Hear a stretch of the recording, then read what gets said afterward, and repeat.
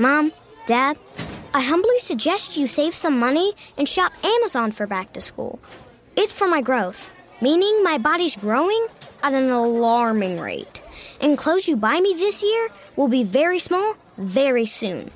Plus, the clothes I love today will be out of style tomorrow. But at least your wallet doesn't have to be my fashion victim if you shop low prices for school at Amazon. Hopefully this is helpful. Amazon. Spend less, smile more.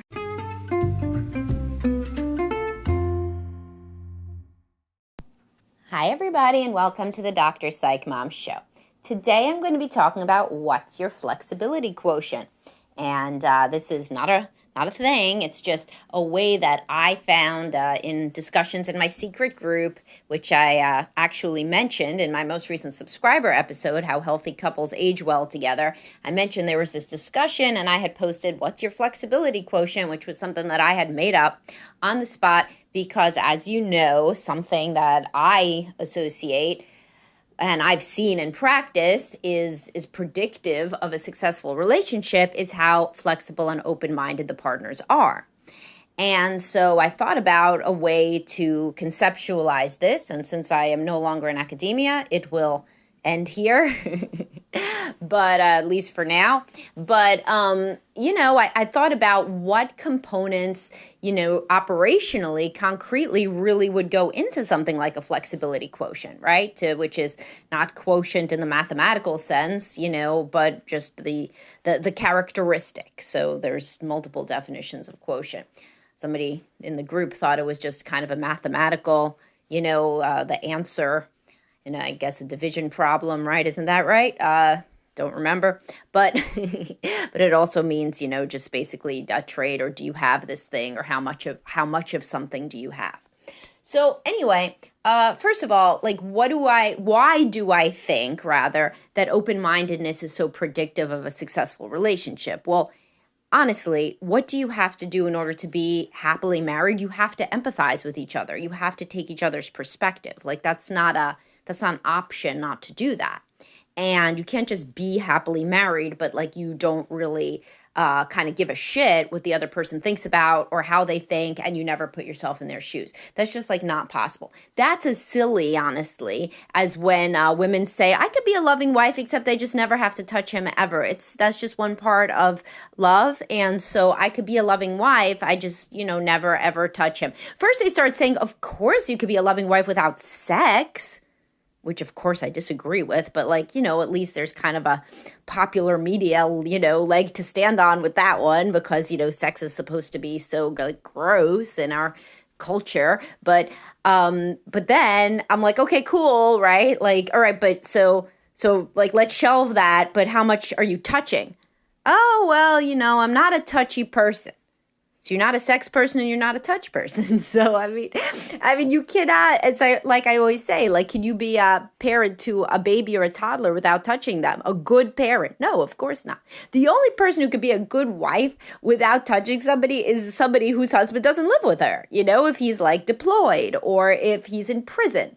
But the minute that his ass comes back, if you're not touching him, then you're not a good partner. Unless, of course, the both of you are asexual or both of you don't like touch. I'm talking about the traditional situation where the man at least wants touch, right? Anyway, moving forward. So the flexibility quotient. So the first thing that I thought about with this is, how much do you really do stuff that you don't want to do? So sometimes, people think, because you could refer back to my podcast, The Cult of Boundaries and Preferences. Sometimes people think you're never supposed to do really anything you don't want to do, especially not in a love relationship. And that could not be further from the truth, obviously. Can you imagine if you did that as a parent? If you didn't do anything you didn't want to do? Do you want to cook them dinner? No.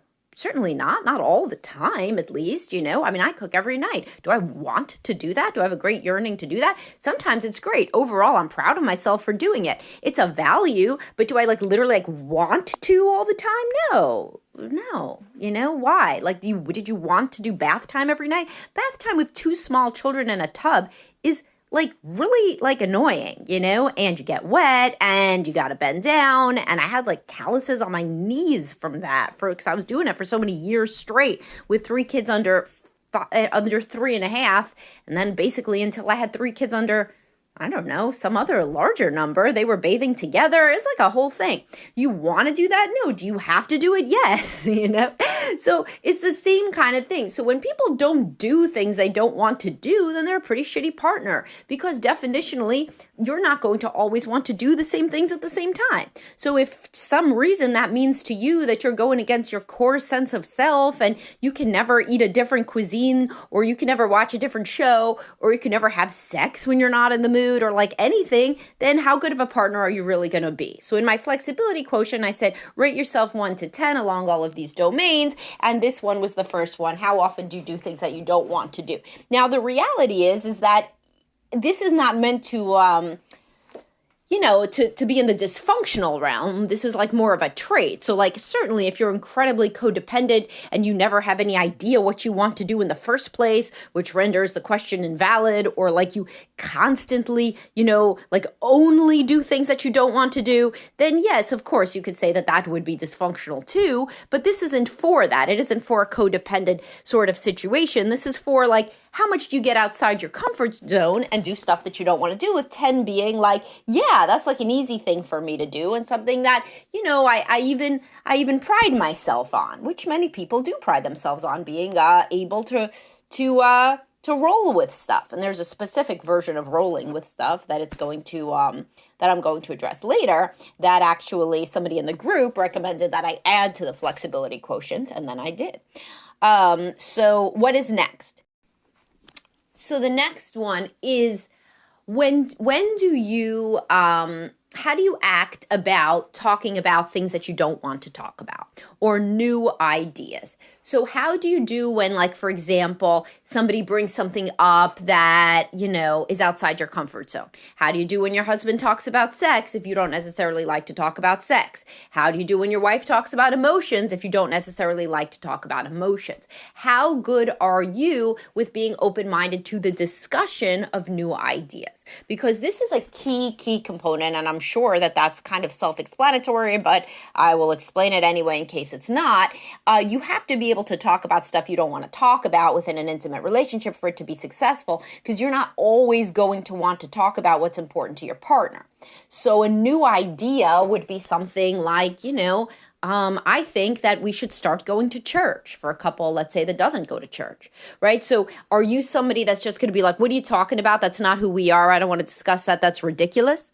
Many people do honestly respond like that to the idea of something new. And those are the people who end up locked in marital conflict. People who cannot discuss new ideas because, as I constantly say, part of being in a happy marriage is understanding that people change and grow and evolve constantly. And so let's say in this hypothetical example I just made up, the woman decided that she wants to return to going to church like she did when she was young, and it's important to her because she wants to, or she realizes the kids aren't being raised religious and she feels that's a problem. Well, if he just literally won't even talk about it, then they're definitely going to be in marital conflict. Am I saying he has to agree? No, but he's got to talk about it, because somebody that doesn't agree, as long as they're not a dick about it and you can have a discussion, you can usually come to some kind of a compromise. Or at the very least, you can have an open discussion where you both respect each other's perspectives, and then maybe one decides to do it, one decides not to do it. Things can go a range of different ways, right? But the most open-minded person would say, oh, that's interesting. Why do you want to do that? That's surprising. We don't do that. So what have you been thinking about? Much the same, honestly, as a friend would. Because if you said to a friend, I'm thinking about starting to go back to church with my kids, they wouldn't be like, what the fuck's wrong with you? That's a stupid idea, right? I mean, like, a friend would never say that. Yet, a partner would be more likely to say that because they feel somehow that their identity, being yoked to their partner, that their identity is under siege, and that they have to immediately, batten down the hatches because some change is coming that could potentially change them. And if they are a more closed-minded person, then they will not even be able to tolerate this new idea.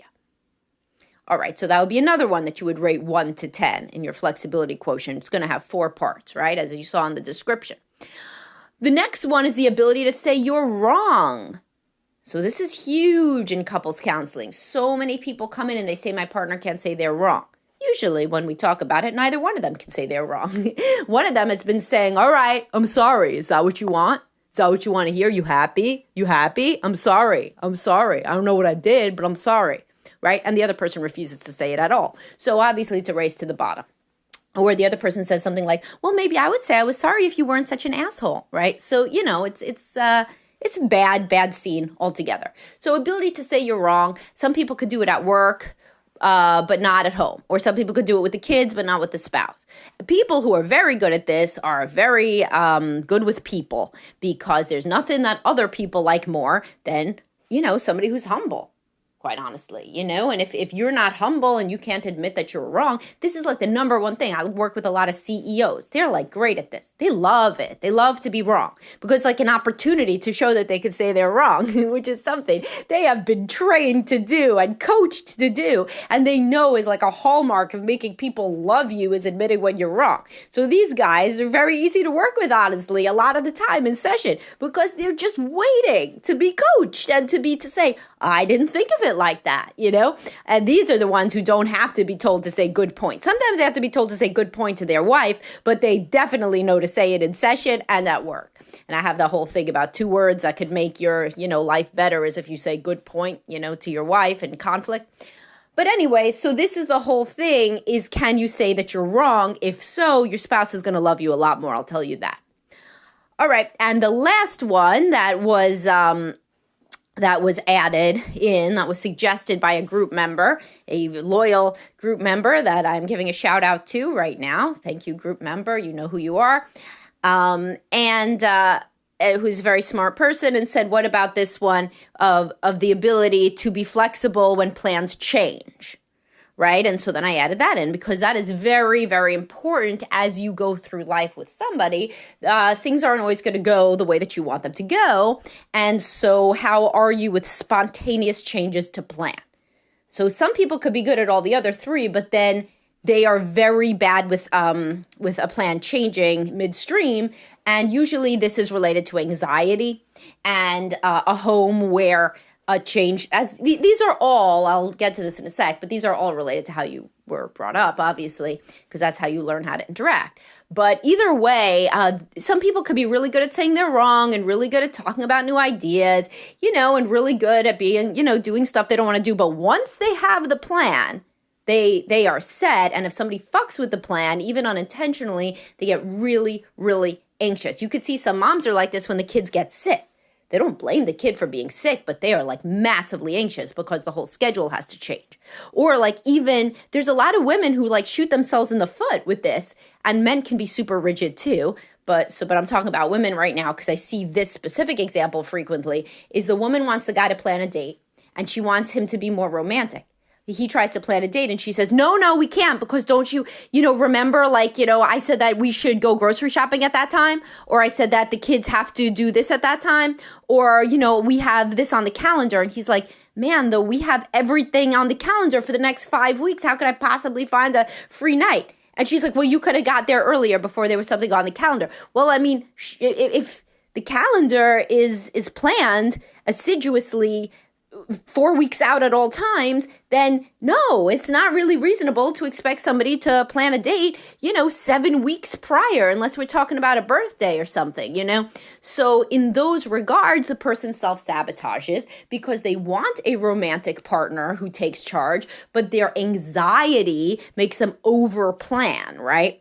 And of course, it's like everything else. It's got to be moderate. Do I think that 2 people, specifically parents, should never plan? Obviously, that would be a chaotic, horrible environment.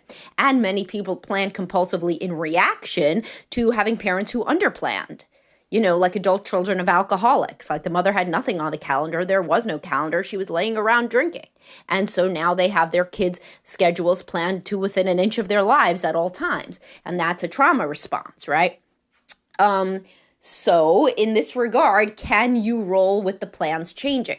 Can you just say, okay, cool. And sometimes, honestly, if you just talk to people about how they wish their kid would respond one day to plans that have to change and what are they modeling, then they could really use that as a motivator for growth in this area. Because, like, let's say your car breaks down. Do you want your kid to literally feel like they want to die and have an immediate panic attack? Or would you want them to say, okay, we couldn't have predicted this. I guess we won't do X. I guess we'll just call AAA.